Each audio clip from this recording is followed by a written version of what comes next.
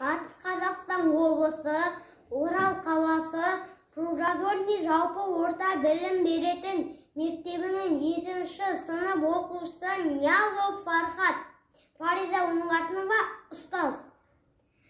Зауытта болсаң көнбетін, көрінер еді табысын. Дәрдер болсаң түрі емен, сырқауы жанның бағышын. Ал сенің еңбек жемесін, өздеше тіпті басқадан. Ол өзін арнап ел үшін, осынау жүрген жақсы адам ерден тіреді. Байлығы туған халықтың, шапағын шаша үнемі, көрінде тұрған жарықтың. Сан жастың қамын шертесің, тағдырын ойлап толғанып. Әр үйдің бір-бір ертесін, үйреттің өзің қолға алып.